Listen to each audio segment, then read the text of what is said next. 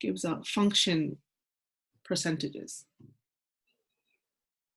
He developed psychological that functions. gives a function, strength of function or something else? He does the type and then also your usage of the function. So the basic assessment comes out with all 8 functions. Okay, so it gives 4-letter type and it gives 8 function, and then you score on those functions, or how? Yeah, I think so. I haven't taken it, so but I know that they've been talking about it for the past year or so. Okay. Okay. I can send you the email. Okay. Yeah. Please do that. And thank you, Padmini, for reminding me about the recording, because recording was off. Oh my God. You saved me from 1 hour of trouble at least. Thank you very much. So now it is on. Okay, so actually I would be very happy if they are developing something like an assessment for measuring function. It's been like 4-5 years I'm working on that to develop an assessment of measuring the strength of functions. Till now, for some functions, I know very, very well how to measure that, and I can claim quite great accuracy. Actually, sorry, one last thing, Vijay. Majors PTI, I'm certified with Majors PTI, but Majors PTI also has percentages with functions, but it's really about your own awareness of the use of the function. Okay. I'm aware of the PTI thing. I think I have taken it once. Yeah. So I would be happy if any of you have some kind of, let's say, experience of working with people, with different kind of people using type. Then you will be having the required knowledge and experience and exposure which is needed to see all function and all the functions in action. So then through that we can find some way to measure them. Especially I find some functions which are less familiar to me. Those functions I find it very, very difficult to develop a measure for, like introverted feeling. I find it like, quite difficult to, introverted sensing as well, I find quite difficult to measure. Introverted intuition. Because the nature of it is such that it just comes like a big picture and comes like a shock. So I'm not finding kind of good way to measure it. Though, it's one thing to be able to measure something. It's another thing to be able to decide whether it exists or not.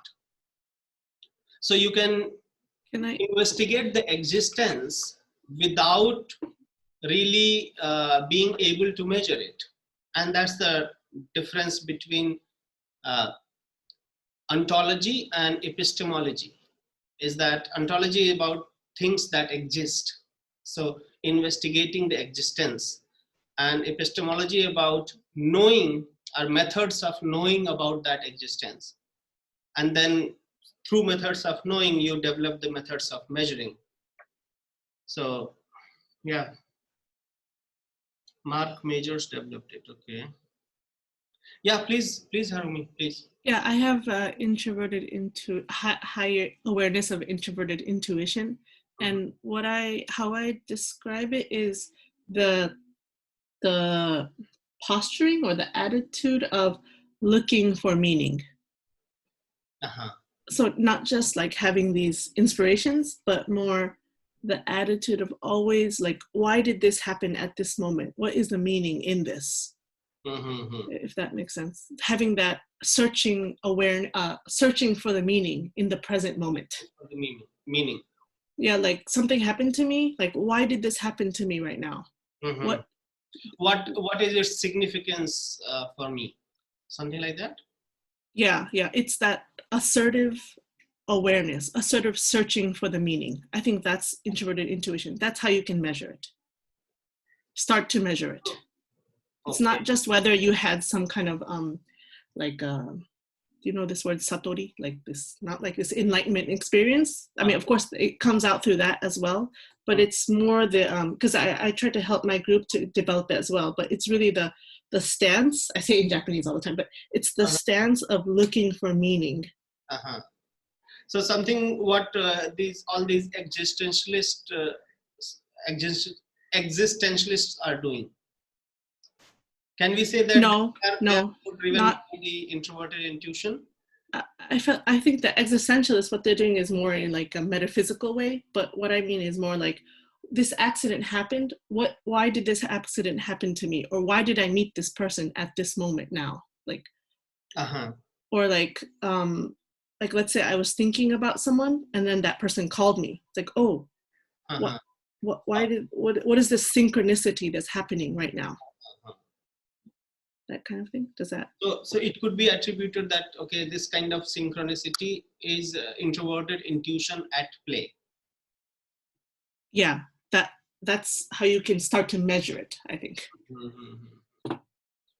That awareness. Okay, yeah, that gives some idea. Thank you. I hope that maybe if you know, some of us could put our energies together, maybe we can have an assessment. And it would be nice, you know, if any of you are interested in this, then we can have a co-authored assessment.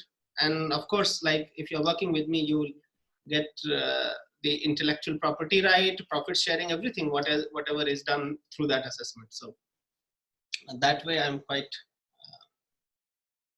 I consider that I'm quite open and transparent person that way. So anyway, that was little drifting.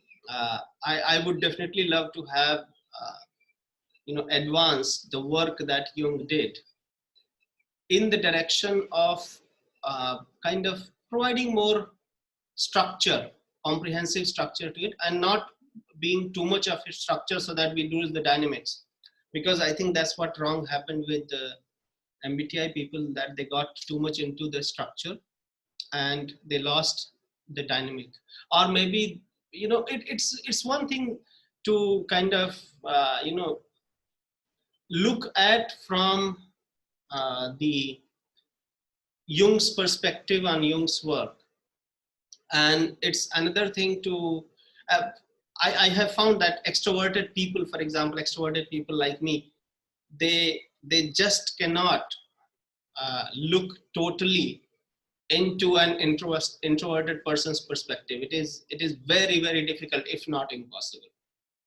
And since most of them were extroverted people and basically predominantly extroverted feeling type, it took quite difficulty for them to, you know, come on terms with that. But anyway, let's look at what we know till now, and then we will try to explore what we don't know.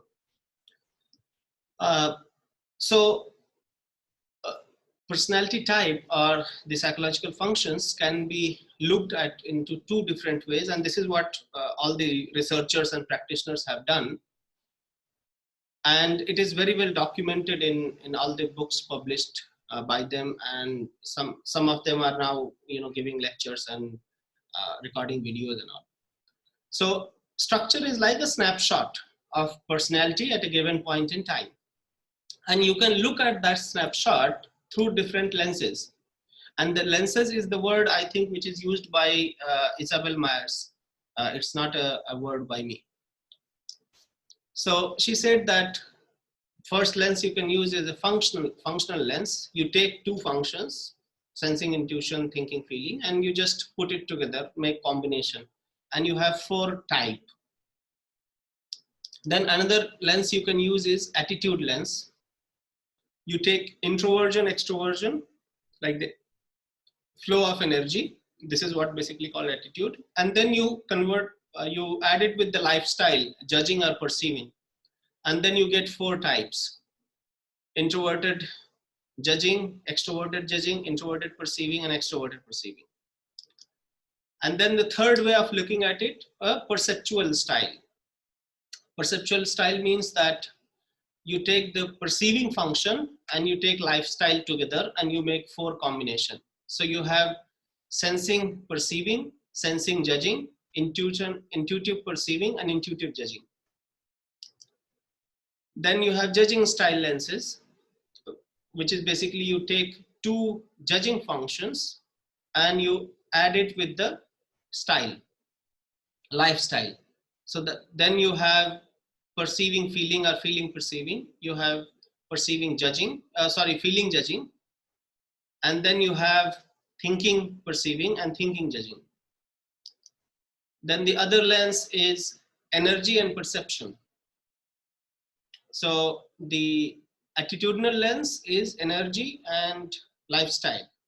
This one lens is energy and perception. So you take perception function and you put that with the attitude. And then you have extroverted sensing, introverted sensing, extroverted intuition, and introverted intuition. So these are basically 4 functions that Jung talked about. And then you have energy and judgment. This is another list of 4 functions: extroverted thinking, extroverted feeling, introverted thinking, and introverted feeling. So this is one way of looking at it. And there is one more also very important way of looking, which is very, very different from Jungian thought, but it is equally well researched. And many a times when I was learning psychological types, and especially the MBTI way, I got stuck in many places where I was not clear with my client to decide how it is fitting, because there was some sense of dissatisfaction and some sense of kind of not knowing.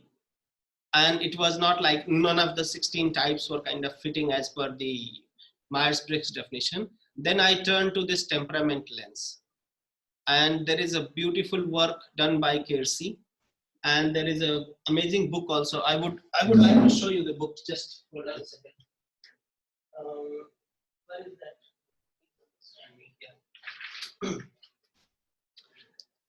Okay, this book.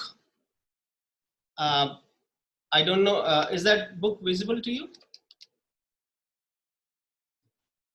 I hope so. Yeah. So this is Please Understand Me. It's a very small book and quite cheap. I think these days it might be available to some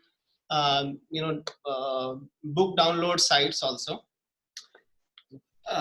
By the way, there is I came across, there is a website where there are millions and millions of books and you can download them.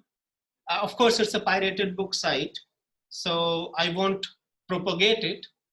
But for people, I will tell you how I use those sites. Is that I go and download a book, I read the book, few pages and all. If I like the book really, then I order the hard copy. If I don't like the book, I just leave it. Okay. I'll type here the that website. If you are interested, you can go there and download books.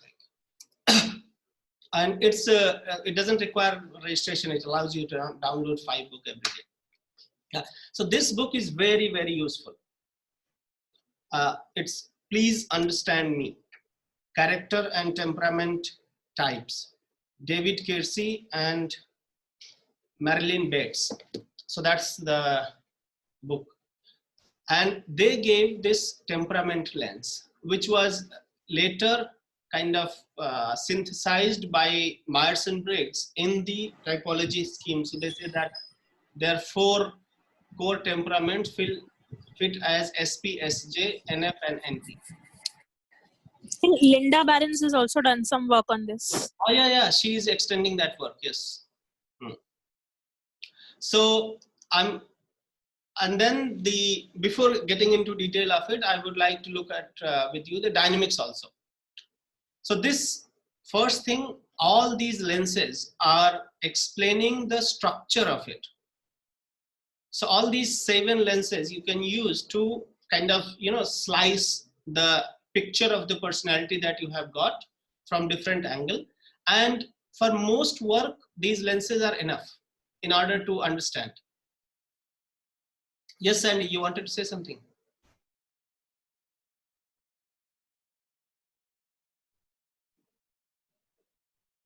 Sandhya. Yeah. It just got disconnected. Just a minute. Okay. You wanted to ask something or say something? No. Sorry. I Sorry, saw I got the answer. raised hand, so. No, it went by mistake. I'm extremely sorry. No, it's okay.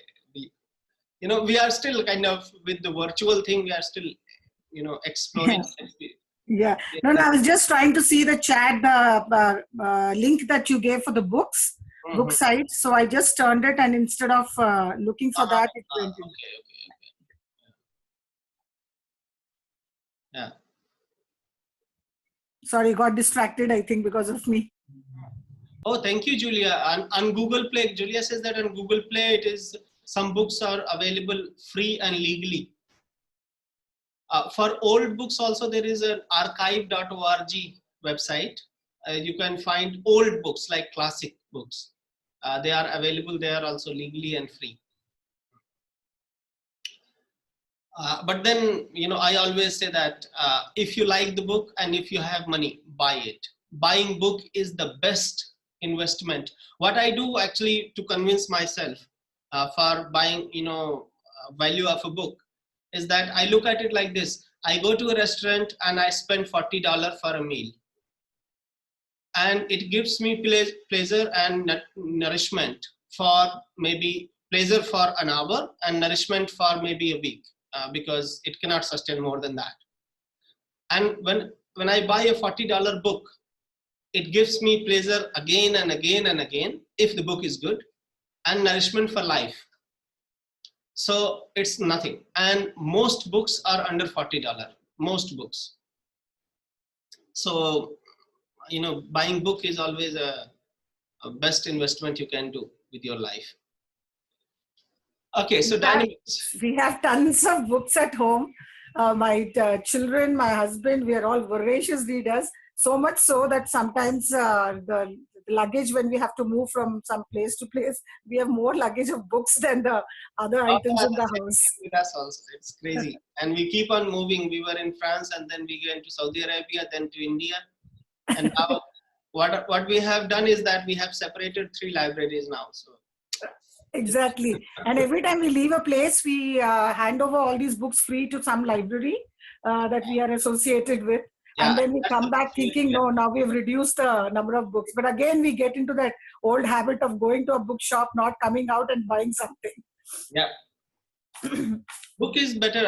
Sometimes actually I skip meal because I don't have a lot of money. So sometimes what I do is that instead of going to a restaurant, I will cook. And I will put that money like $20, $30, like converted in rupees, into a kitty to buy book. And then when I will get a chance, I buy book. So type dynamics is, one is the Myers-Briggs way, which says that developing within the type, like developing your type, which means that having more clarity. That's why the first exercise in the feedback is to agree on the type between the person who is giving feedback and the person who took the test. So they call it type clarification. That's part of basically, understanding and getting more clarity about that snapshot which was gotten.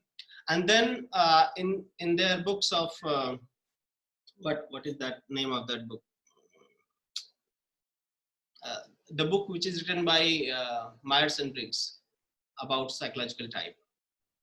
So in that book, there are 2 chapters on type development in which they talk about developing type within your own type. So for example, if you are an extroverted thinker as a main function, then your introverted feeling might be least developed. So you need to look at that and develop it to the extent that it is not becoming a liability for you when you are in group experience, or when the psyche turns up, upside down, which is a quite decent and good enough way to look at it.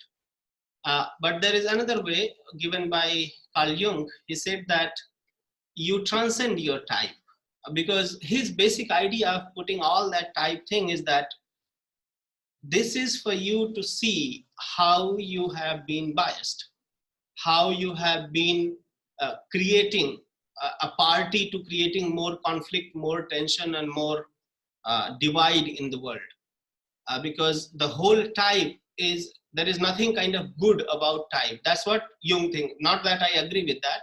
This is what Jung was thinking, is that understanding type is understanding what is bad in you, and the objective of understanding type is transcending type, means going beyond your type. And for that, he said that there is actually a transcendent function in you, other than the psychological functions. There is a transcendent function which comes into play only when you hold the opposites in kind of conflict, and you don't try to solve it quickly, but you try to be in that and understand it and have patience. Then that transcendent function comes, and it gives a new kind of attitude which basically reconciles the differences. And it happens at individual level, at societal level, and at national level. Big example of transcendent type at work is number one, the South African change or shift, gone very good way. Nelson Mandela's work. This is transcendental type.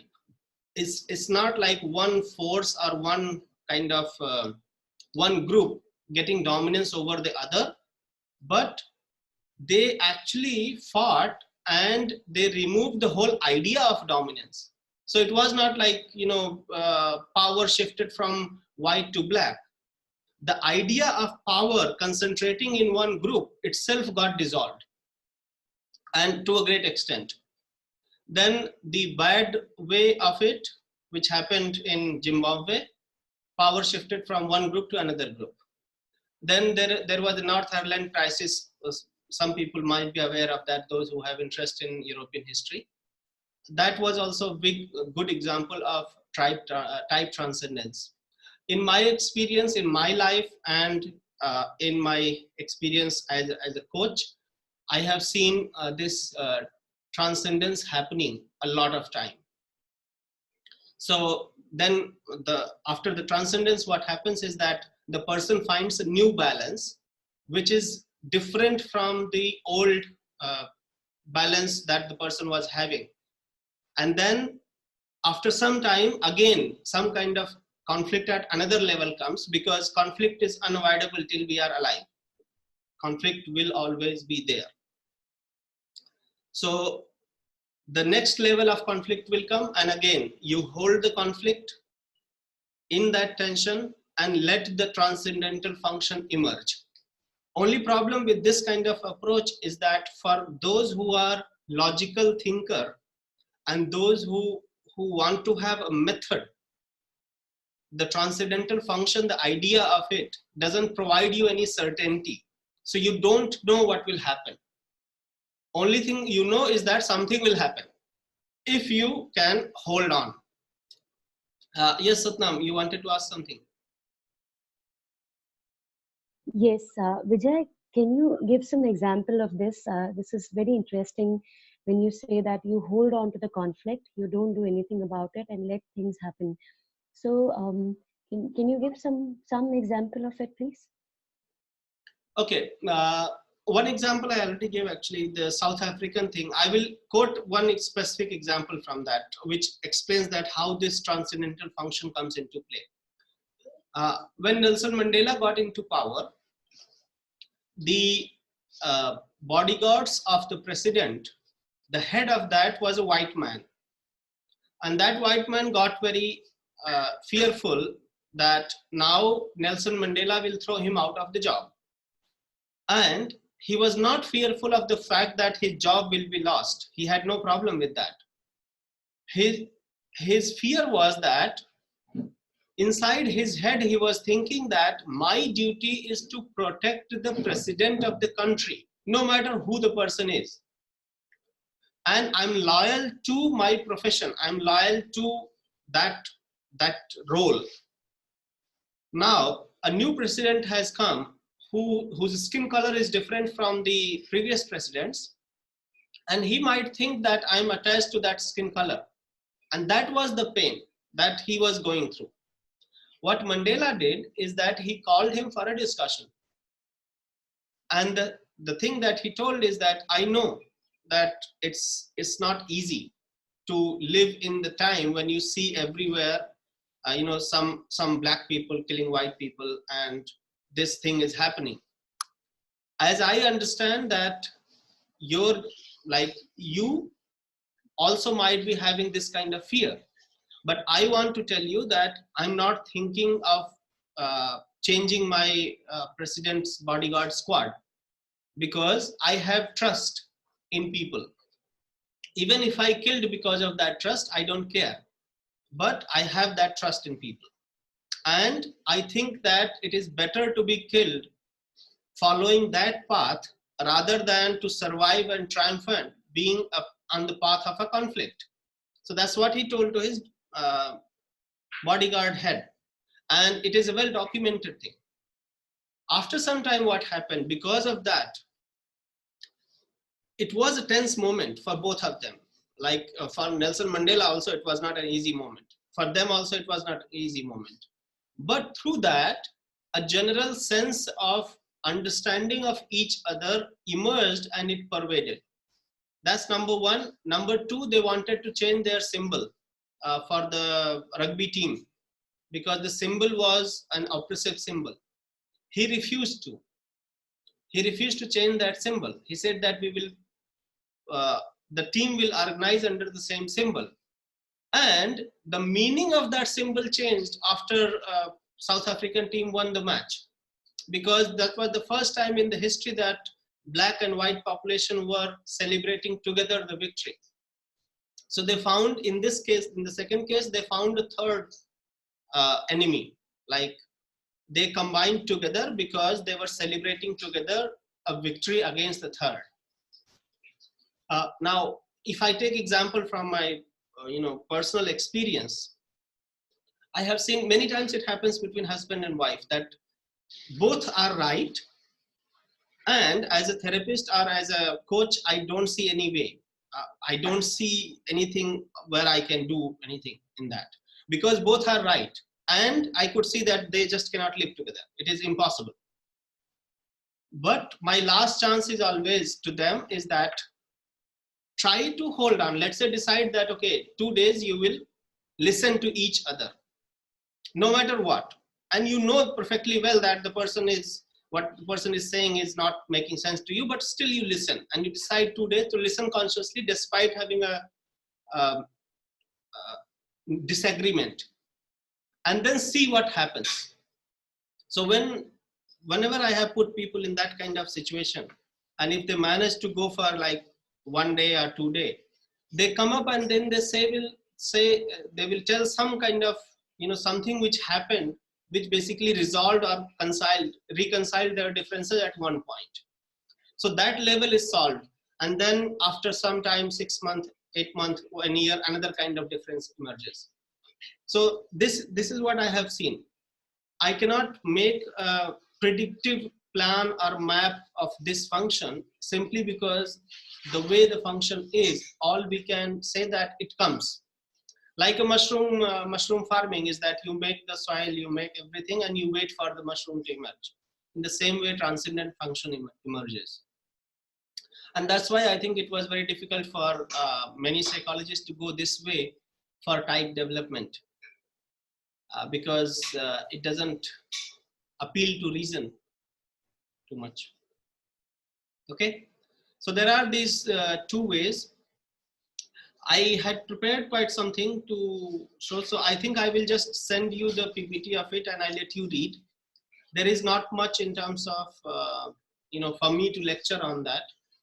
I will quickly show you what I had prepared, and then I'll end the session today. We can look at we can just read the PPT. For example, each lens, I have put what it means in terms of 1 word or 2 words. So functionless lens, sensing and thinking is practical. Sensing and feeling is sympathetic. Intuition and thinking is enthusiastic. And intuition and feeling is ingenious. In the same way for attitudinal lens, I have IJ assertive, IP volatile, EJ decisive, and EP adaptable. So these could be the keyword to describe the person. SP is adaptable realist, SJ is realistic decision maker, NP is adaptable innovator, and NJ is visionary decision maker. Then judging style lens, I have FP, which is gentleman or gracious ladies, and then FJ. Now this term is by me, gentlemen and gracious ladies. FP is benevolent administrator. This is what Harumi is. Harumi, does it speak to you? I tried to, but not always. Adaptable thinker, TP. And then TJ is a logical decision maker. And then if we put energy and perception lens, then we have action-oriented realist, action-oriented innovator, thoughtful realist, and thoughtful innovator. And then lastly, the seventh lens is this temperament lens, which basically, okay, I would like to talk about it for a minute. This is basically, the idea was given by a doctor called Hippocrates. And even today, he's considered as medical father of modern medical science. And then it was developed. He gave this idea at biological level. So he said that there are black bile, blood, yellow bile, and phlegm. And people who have more of that, more of one, people are dominated by one of those components, and based on that, they demonstrate certain kind of behavior. And that behavior can be classified as guardian, artisan, and idealist, and rational. 4 kinds. Then Kelsey explored the psychological dimension of it independently from Jung and Myers-Briggs. Then currently, Linda Burns Linda Berens. She is working on that. She is still alive, quite old lady, gracious lady, actually, I would say. And she has written some books, very nice. I would highly recommend her books because she is, she's quite thorough. So this is one way of understanding, and what you can do is that with help of this table, first you think whether the person is a concrete or abstract thinker. Then you add whether it is more cooperative or utilitarian. So all these guardian and artisan both are cooperative, and introspective rationals and idealist and rationalist, they both are utilitarian, but they are more driven by the utility of the idea, the object, the people. Then you say that whether they are informative or directive. So then you get 8. And then you ask another question whether it is expressive or attentive, or introversion and extroversion. And then you get all this. So this is one way of kind of structuring different types. And then in terms of type development, I have here given just a small explanation of what is Myers' way of bringing it. So Myers' way is know your type, strength and weakness, then develop your less preferred functions such that they become adequately developed so that they do not lead you to astray in grip situations. So it's basically whatever is less developed or least developed in you, you develop it to little extent that it becomes not so weak, that it will become bad when you are in crisis. And then understand others and live peacefully. That was their objective, like they were all driven by that. Jung's way was know your type, your functioning that made you what you are today, rather than knowing the strength and weakness. Both have different objective. This is basically having an evolutionary view of yourself, is how you have developed. And then understand yourself and be careful of not being one-sided, because that's what his main concern was, that type development leads to one-sided personality. And that leads to more tension and conflict. We have to also understand that when Jung was living his life, all he saw around him was always tension and conflict. He lived through world wars. So he is supposed to be more concerned with, and as a psychologist, he was more concerned with solving the conflict. In fact, he submitted a very, very long document to UNDP on solving the conflict as a strategy for UNDP, and unfortunately, it was not accepted simply because it's very difficult to understand what he was saying. And then the third thing, that when conflict arises, which is bound to arise always, hold it and let the transcendent function, it's not transient function, emerge and get free from type. And that was, I see, big departure between Myers and Jung, is that Myers says that get into your type and kind of live peacefully with other types. Jung says that the whole type is anyway your persona, which you have created. So just break it, just get free from it and live as a fully conscious human being. Both maybe, trying to achieve the same objective, but through different routes.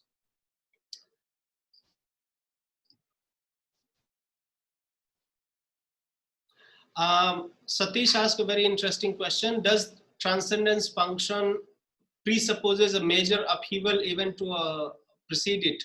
No, it's not. It is basically, it presupposes, it is required to have some tensed event or conflict for this function to arise.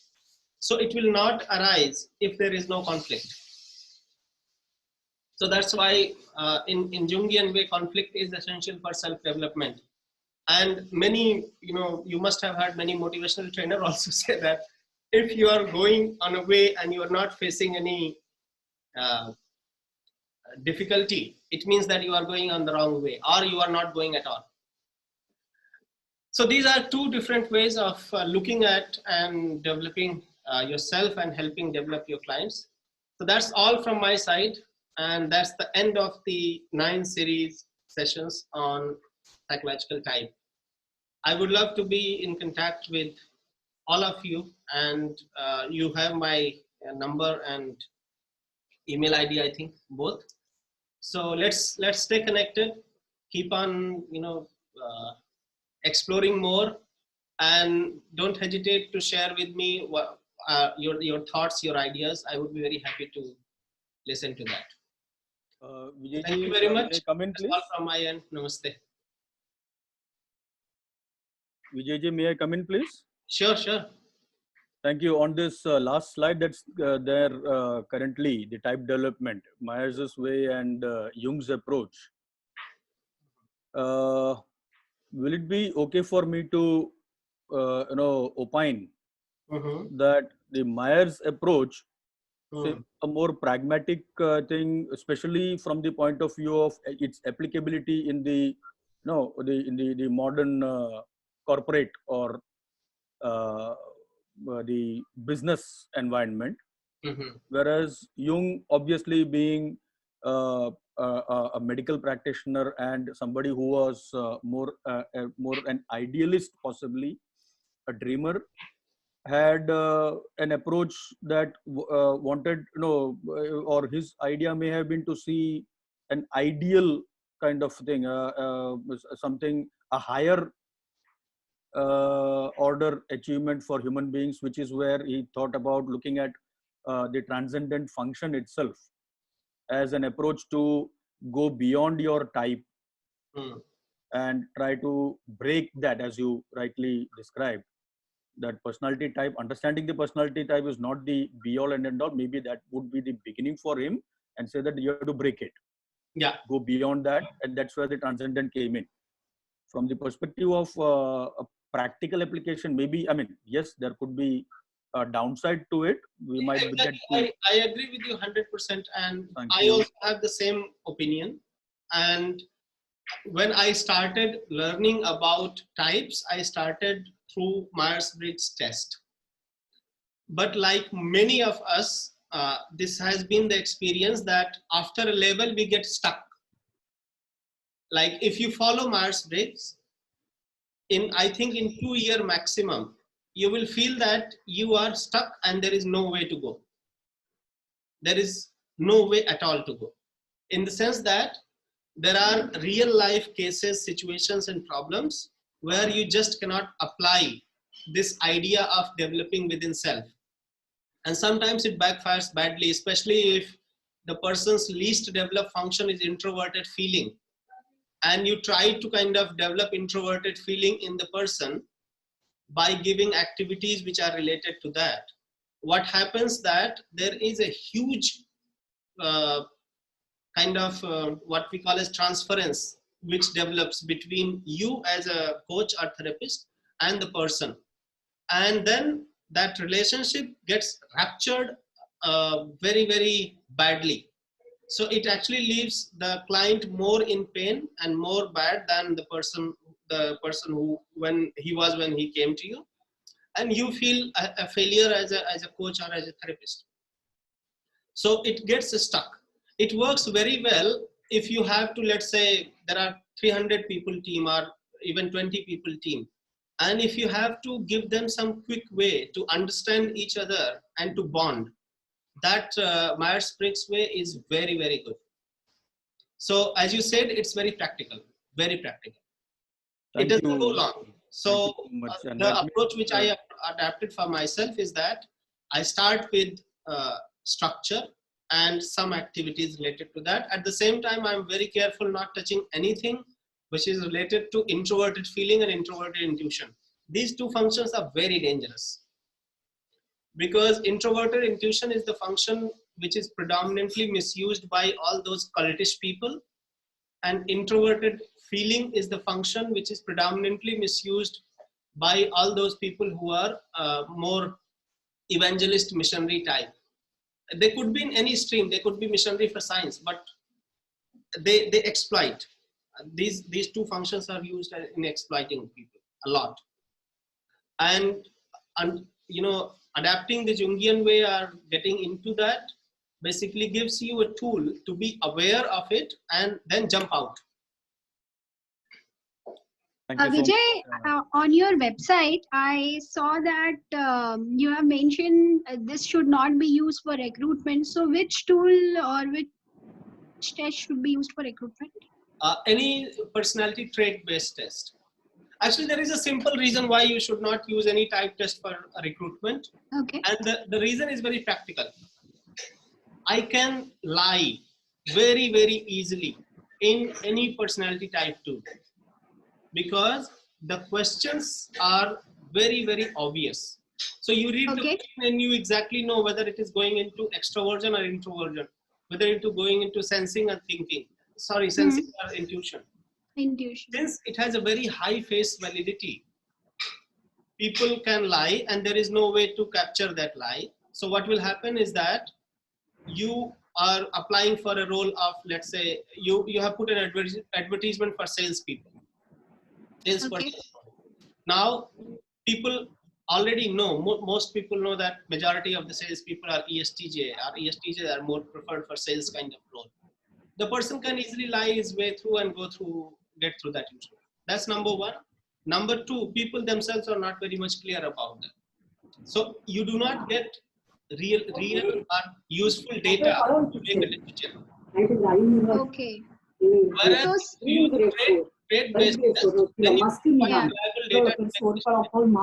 Kaushik, can you please go on mute? I can't hear Vijay. Thanks, Kaushik. Yeah, Vijay, please continue. Yeah, so with personality trait kind of test, you get realistic data. You get data to rely on, because it is measuring the pattern of behavior as it is observed by the person. And it is not face valid. So it's very difficult to lie your way through a personality trait test. It's very easy to lie your way through MBTI kind of test or any psychological type test. That's why it should not be used. Okay, and trait test, I recently heard there is a trait test called a strength test. Strength is also good. Strength finder. That is also strength finder. Can be used for selection, yes. Okay, and can type and trait both together give us any meaningful information, or you are saying that type is of not much use? The information that you get through type test is useful only for the person and you as a coach or therapist. It is not useful for the company. Okay. In fact, it's dangerous for company. If a company, it is known that most salespeople are ESTJ. But if a company starts hiring only ESTJ in their salespeople, what they will have a very strong blind spot. And the whole team might collapse very quickly and very easily. Okay, because the selection itself would be on wrong parameters. Not only that it is not useful, sometimes it is dangerous if you adapt that approach. Okay. Got it. Thank you so much, Vijay. I'm Vijay? stopping the share now and I will stop the recording as well.